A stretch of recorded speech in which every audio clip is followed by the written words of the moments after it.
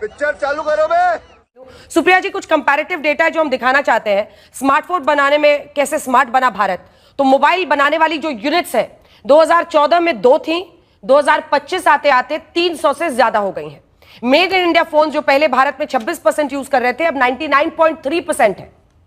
Mobile बनाए गए पहले 18,900 करोड़ थे, अब लगभग 5.5 लाख करोड़ मोबाइल्स यहां पर बन रहा है। और निर्यात भी उसी अनुपात में हम दिखा रहे हैं, 1500 करोड़ था, अब 2 लाख करोड़ हो गया है।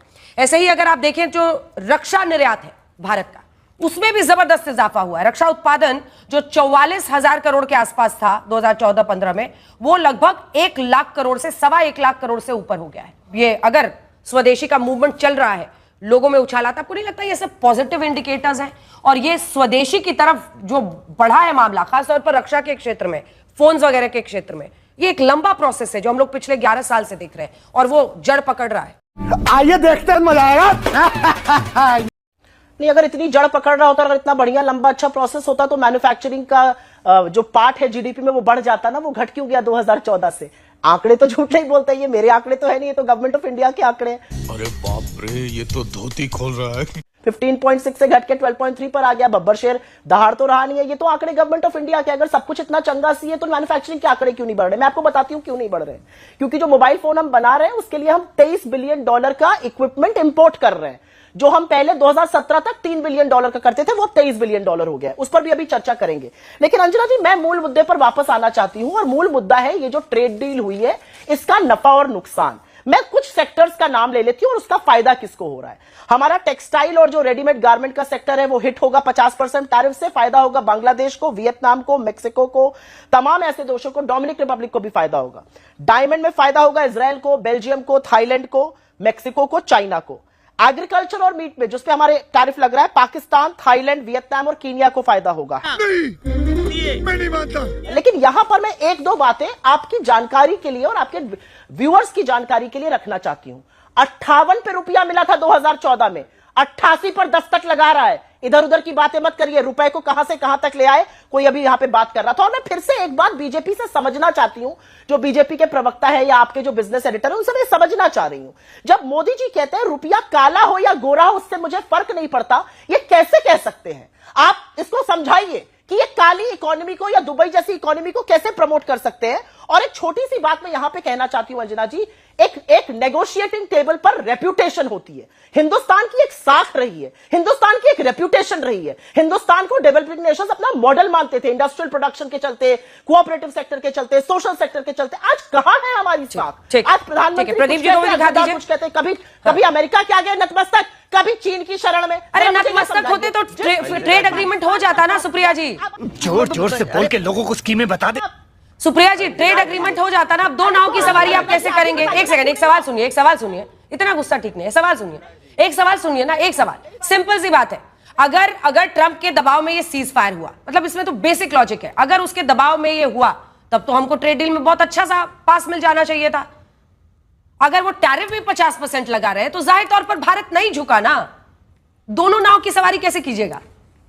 अरे अंजना जी, अब मेरी बात सुनिए। हाँ। अंजना जी देखिए, 2 नाव की सवारी पर तो फिर मैं बिजली वाली जो केमिस्ट्री की आपने भी बात करी थी उस पर भी आऊं। मेरा मुंह से निकल गई, मेरी जबान टूट गई आऊंगी। उस केमिस्ट्री का क्या फायदा? और थी उस समय केमिस्ट्री करके कुछ नहीं होगा। ये एक सच्चाई थी कि दोनों में केमिस्ट्री थी उस वक्त। जिस वक्त जो हालात रहते वैसी ही रिपोर्टिंग होती है। बस हवा निकल गई। इसलिए बिजली करने से कुछ नहीं होगा। मेरे सवाल का जवाब दीजिए। क्या फायदा हुआ? हाँ। अगर आपको तू में पे उतरना है तो फिर अच्छे से कीजिए। जवाब दूंगी, बिजली करने से होगा। हाँ। अगर रिलेशन अच्छे थे और दोनों एक दूसरे के साथ इस तरह से मिलते थे तो उसकी चर्चा वैसे ही होती थी और उसी तरीके से बोला जाता। आपकी रिपोर्टिंग की लाइंस निकालूंगी ना तो आपको भी 100,000 लाइंस ऐसी मिल जाएंगी। अगर आप तू में करना चाहती हैं तो शुरू हो जाइए, आप भी बोलिए, हम भी आपको बोलेंगे। और ये जो ट्रोल आर्मी लेकर आप लोग सोचते हैं कि बिजली पे कुछ कर देंगे, उससे कुछ नहीं होगा। जिस वक्त जो परिस्थिति रहती है और जो एक वक्त पर दोनों के बीच में केमिस्ट्री दिखती थी, उस पर सबने लिखा, सबने बोला। वाह बेटा, लगता है तुम गू खा के ही मानोगे। एक लाइन उठाकर ये जो ताता थैया चल रहा है ना ट्विटर पे, इसको बंद कीजिए और टीवी पर उसको मत खींच के लाइए। मैं हमेशा ये कहती हूं, आपको जो सोशल मीडिया पे करना, आपकी ट्रोल आर्मी को वहां करते रहिए, टीवी पर मत लाइए, नहीं तो यहां पर आपको उसका जवाब मिलेगा। अब वापस इश्यू पर आते हैं। 2 नावों की सवारी करना क्या ठीक है? आप एक तरफ कह रहे हैं कि सीज फायर में हम दब गए उनके सामने, दूसरी तरफ हम 50% हम पर टैरिफ लग रहा है, तो दोनों कैसे हो सकता है? अभी बताता है भाई, अभी बताता है, अभी तो किया ना, अभी बताता है। आपसे शिकायत है अंजना जी, थोड़ा सा सुनने का मादा रखिए। आप ज्ञान दे दीजिए, राष्ट्र के नाम संदेश। बिल्कुल, राष्ट्र के नाम संदेश देंगे। अगर आप पर्सनल होइएगा तो मैं भी पर्सनल होंगी, अगर आप पर्सनल होंगी तो मैं भी पर्सनल होंगी, और मैं 100 बार पर्सनल होंगी। मैं आपको बता रही हूँ अच्छे से। आप अगर सोच रही हैं कि आप अपनी ट्रोल आर्मी वाली लैंग्वेज यहां लेकर आएंगी तो फिर आपको सुनना पड़ेगा राष्ट्र के नाम संदेश, और अगर नहीं आप उस टॉपिक पर वापस आना चाहती हैं तो फिर हम लोग आगे बढ़ जाएंगे इस बहस में। हाँ, तो आप टॉपिक पे आइए, स्टिक टू द टॉपिक, नहीं तो मैं भी पर्सनल होंगी।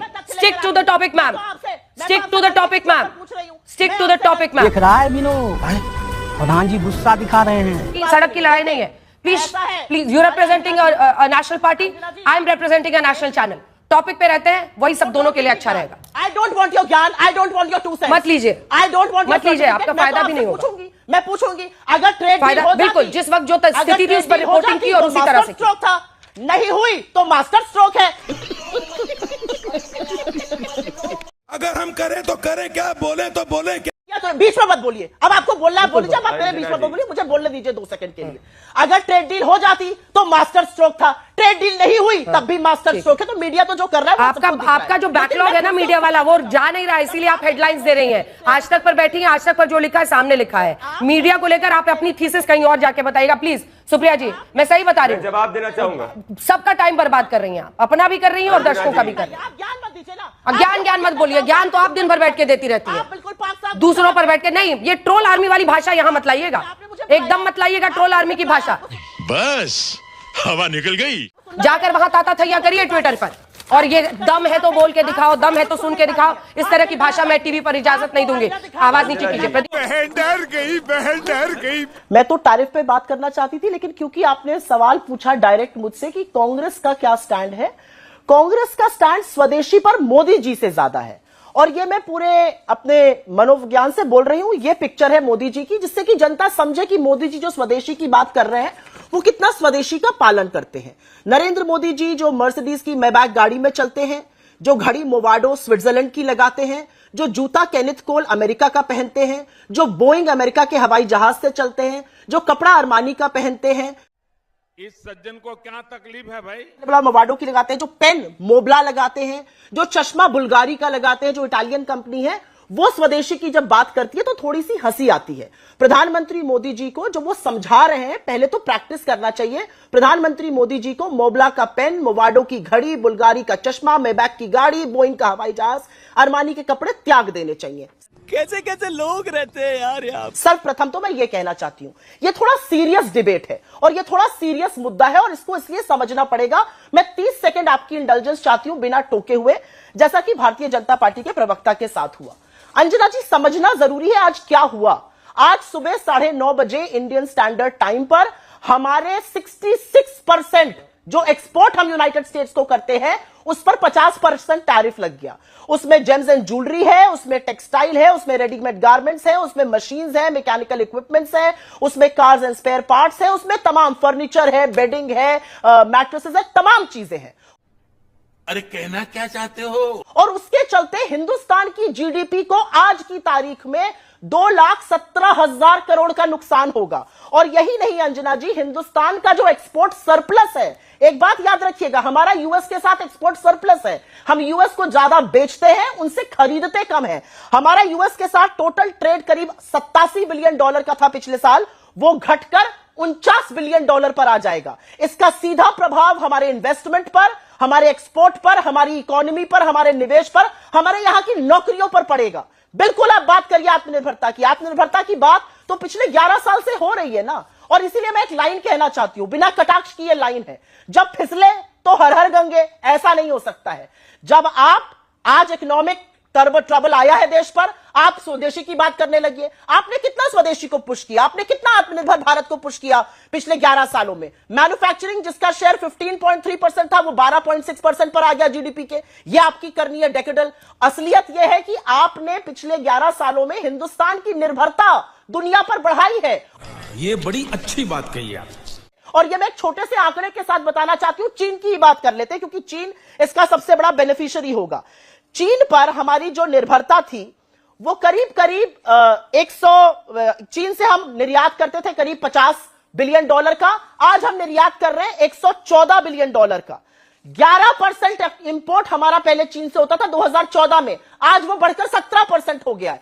हमारा ट्रेड डेफिसिट बढ़ बढ़ के लगातार बढ़ता गया है। तो 11 साल में आत्मनिर्भरता कहां है? वो जो बब्बर शेर था वो तो मिमिया रहा है, वो तो म्याऊ म्याऊ कर रहा है, उसको तो दहाड़ना था, हमने नहीं दहड़वा पाए। असलियत यह हमें ग्लोबल वर्ल्ड में रहते हैं। और अंजना जी एक बात कह के मैं अपनी बात खत्म करती हूं। अगर आज मोदी जी ने कम टैरिफ पर ट्रेड डील कर ली होती तो इसको master stroke of foreign policy और कॉमर्स मिनिस्ट्री बताया जाता, मोदी जी के कई गुणगान होते। आज जब वो नहीं कर पाए तो गोल पोस्ट चेंज करके स्वदेशी की बात हो रही है।